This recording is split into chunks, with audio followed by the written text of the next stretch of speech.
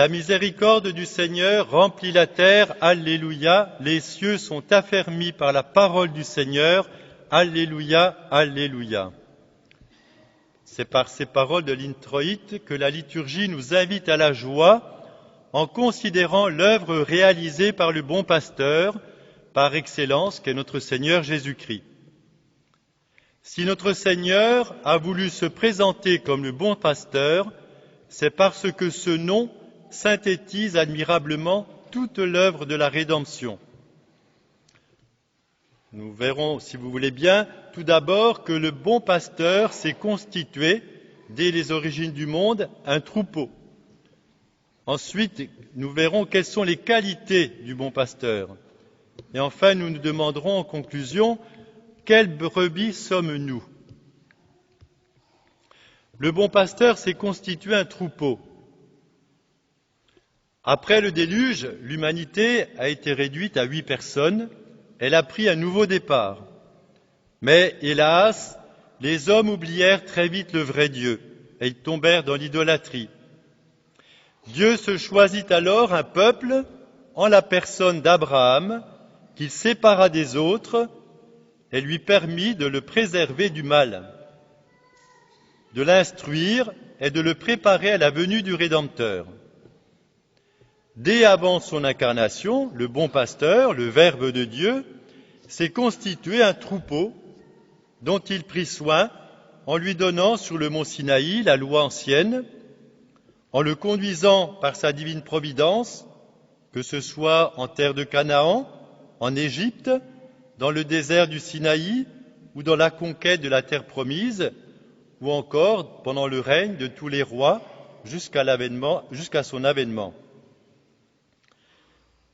Pour l'aider, il lui donna des prophètes qui annoncèrent sa venue et qui peignirent son portrait de plus en plus précisément.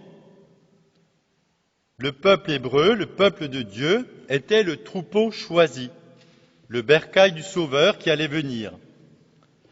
L'enceinte protectrice de ce bercail, c'était la loi mosaïque.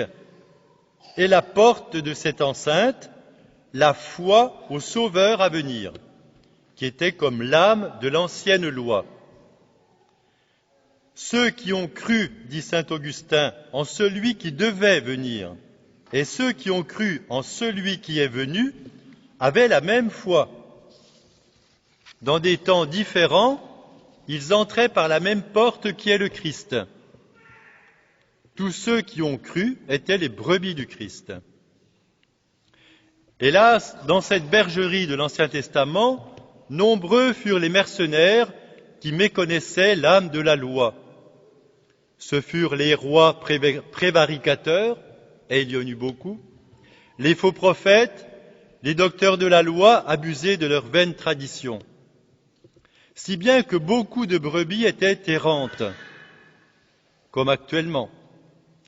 Le Seigneur s'en plaignit au prophète Ézéchiel. Mes brebis, dit-il, étaient dispersées parce qu'elles n'avaient point de pasteur.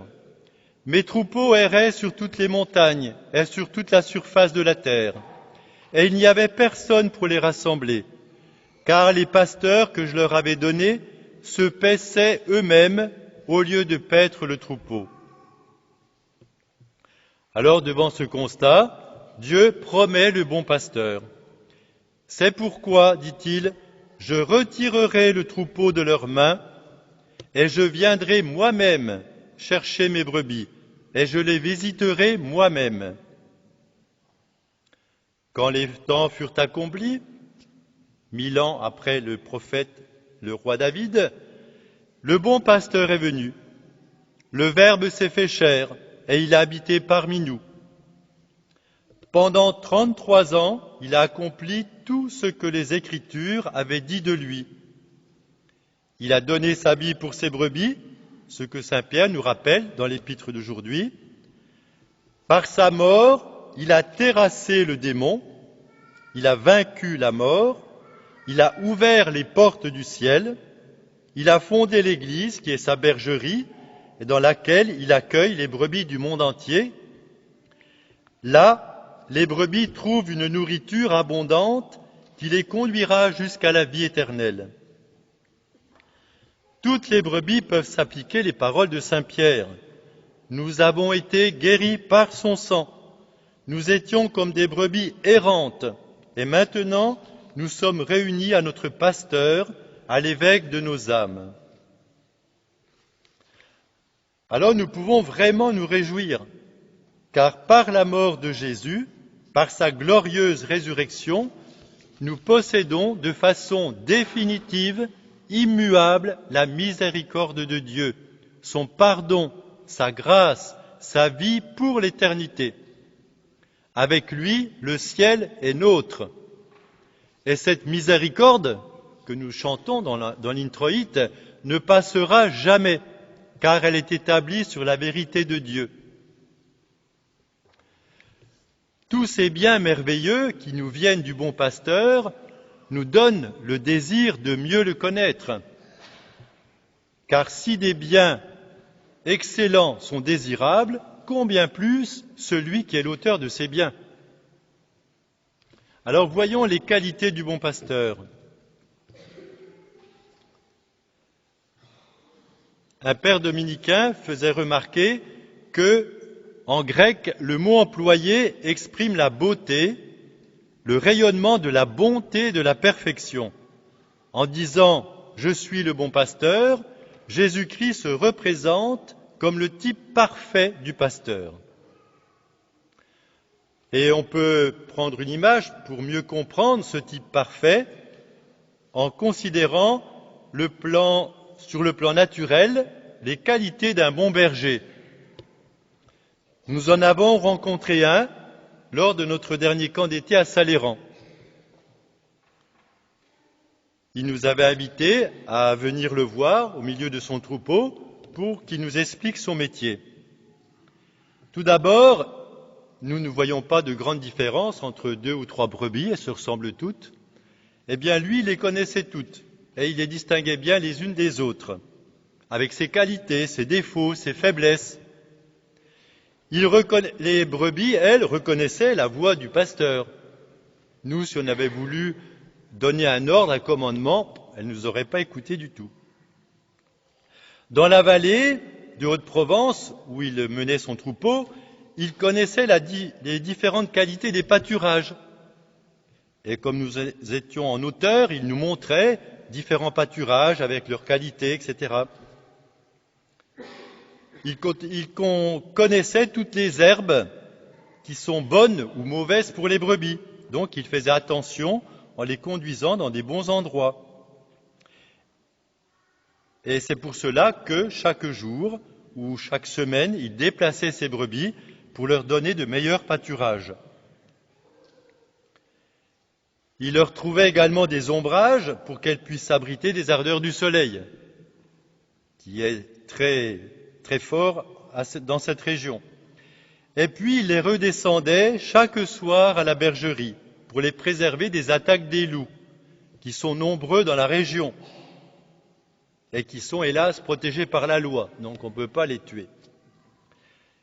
Et puis il guérissait aussi les malades. Il cherchait aussi celles qui s'égaraient, qui s'éloignaient du troupeau. Toute cette sollicitude du berger, cette passion qu'il avait, qu'il a su nous faire passer, eh bien, c'était pour le bien des brebis, pour qu'elles profitent, pour que leur propriétaire en tire un bon prix.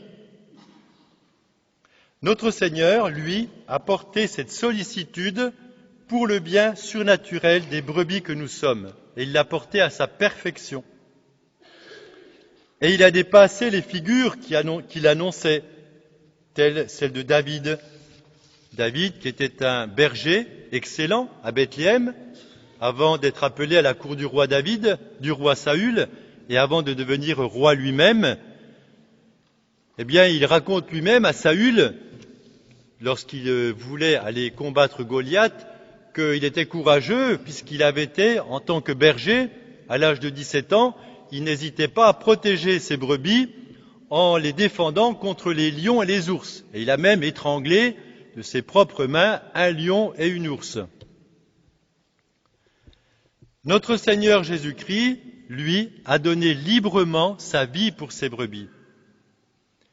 C'était pendant l'automne, avant sa passion, que Jésus-Christ a prononcé cette parabole du bon pasteur.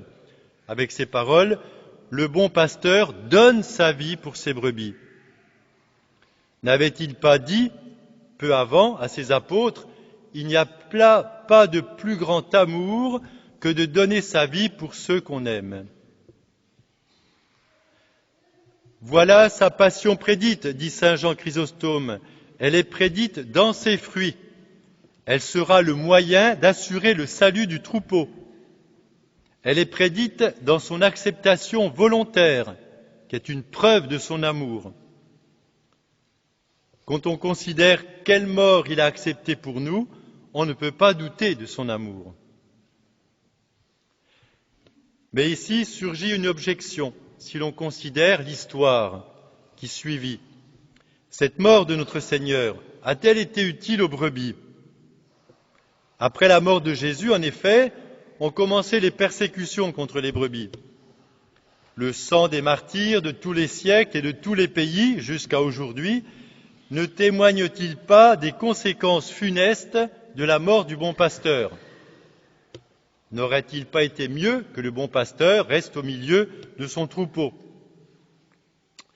Non, dit saint Pierre Chrysologue, cette mort manifeste la puissance du pasteur. Il est allé lui-même au-devant de cette mort qui menaçait les brebis. C'est par cette mort qu'il a vaincu le démon et ouvert aux brebis, en leur apprenant à mourir, une voie nouvelle pour remporter la victoire. Il a conduit ses brebis par les chemins de la mort, au champ de la vie et aux pâturages éternels. Que nous mourions de mort naturelle, de maladie ou par le martyre, et il faut toujours que nous mourions. Eh bien, il a fait en sorte que cette mort soit pour nous le moyen de parvenir à la vraie vie. Il nous a obtenu la grâce de faire de notre mort un sacrifice qui, uni à sa propre mort, soit agréable, en agréable odeur à Dieu, et nous obtienne, nous rachète de nos fautes, efface les peines dues à nos péchés, et nous ouvre, comme au bon larron, les portes de la vie éternelle. Cette vie surnaturelle que Jésus nous a obtenue par sa mort et que nous recevons au baptême, il continue de la faire grandir par la grâce des sacrements, et spécialement par l'Eucharistie, où il se donne là lui-même en nourriture. Et cette vie qu'il nous donne, il la veut abondante. Il veut établir entre nous et lui une véritable communauté de vie qui s'exprime par ces paroles. Je connais mes brebis et mes brebis me connaissent, comme mon Père me connaît et comme je connais mon Père. Dans l'exemple du berger en Haute-Provence, cette connaissance entre le berger et les brebis était très limitée, surtout du côté des brebis, qui ne connaissaient guère que la voix de leur maître. Quant à la communauté de vie, même si le berger passait toute sa journée avec ses brebis, elle était très réduite. Il n'y a pas d'échange de sentiments. Entre Jésus, notre bon pasteur, et nous, il en est bien autrement. Du côté du bon pasteur, Jésus, puisqu'il est Dieu, nous connaît totalement. Notre biologie, notre psychologie, notre vie morale, notre vie surnaturelle, il connaît absolument tout, dans tous les moindres détails. Et ceci parce qu'il est notre Créateur. Il nous aime, non pas parce qu'il y a quelque chose d'aimable en nous, mais parce que son amour crée le bien en nous. Son amour nous bonifie, nous rend bons. De notre côté, puisque Jésus est le pasteur de nos âmes, l'époux de nos âmes, nous pouvons, en nous ouvrant à lui, en lui étant soumis totalement, vivre par lui, avec lui et en lui, de la vie dont il vit avec son Père, par la grâce sanctifiante qu'il nous a donnée. de sorte que nous soyons de plus en plus unis à lui, qui est présent dans nos âmes en état de grâce, et que nous puissions dire comme saint Paul, « Ce n'est plus moi qui vis, c'est Jésus qui vit en moi ». Et on parvient alors, comme dit saint Paul, à avoir les mêmes sentiments que Jésus. Et Jésus compare cette étroite relation de connaissance amoureuse qui s'établit entre lui, le bon pasteur, et nous, ses brebis, à la connaissance que le Père a du Fils et que le Fils a du Père. C'est une connaissance, dit saint Cyril, qui est fondée sur les rapports les plus intimes et qui aboutit à l'amour. Comme le Fils est uni au Père par identité de nature, ainsi nous sommes unis à celui qui s'est fait homme pour nous. Alors il faut méditer un peu ces vérités. Elles sont sources d'une grande joie. Quelle joie en effet pour les brebis de pouvoir connaître le pasteur, de connaître ses richesses, sa bonté, son caractère et son cœur. C'est ce qui nous réjouira dans l'éternité. Et cette connaissance, cet amour, ils n'auront jamais de fin. Quelle joie de sentir de mieux en mieux, à mesure que nous les connaissons, la parfaite harmonie de sa doctrine, de ses sacrements, de ses institutions, avec les aspirations de notre cœur. La brebis qui expérimente cette communauté de vie avec le bon pasteur peut s'exclamer avec David, dans le fameux psaume 22, « Le Seigneur est mon berger, rien ne pourra me manquer où il me conduit. Il me fait reposer dans de verts pâturages, il me conduit près des eaux rafraîchissantes. Il renouvelle mon âme et me dirige dans les sentiers de la justice. Si je marche au milieu des vallées ténébreuses, je ne craindrai aucun mal, car il est avec moi. Son bâton et sa houlette me rassurent, et sa miséricorde me suivra tous les jours de ma vie. » Alors, posons-nous maintenant la question, quelles brebis sommes-nous pour le bon pasteur ? Suis-je de ces brebis curieuses et indociles qui regardent vers les pâturages du monde parce qu'ils ont un aspect plus appétissant, pour trouver des nourritures qui flattent les sens, l'imagination, l'amour-propre? Suis-je une brebis qui recherche des pâturages virtuels empoisonnés sur Internet? Suis-je une brebis qui prête l'oreille à d'autres voix que celle du bon pasteur? La voix des loups revêtus de peau de mouton qui mêlent à leur discours des principes mondains et qu'on retrouve dans les lectures, dans des spectacles, dans toutes sortes de choses, dans les magazines. Suis-je une brebis qui n'écoute pas la voix du bon pasteur lorsqu'il l'appelle par son nom, par exemple en lui montrant clairement les défauts à corriger, en l'incitant à couper avec des occasions de péché, ou en l'invitant à plus de générosité,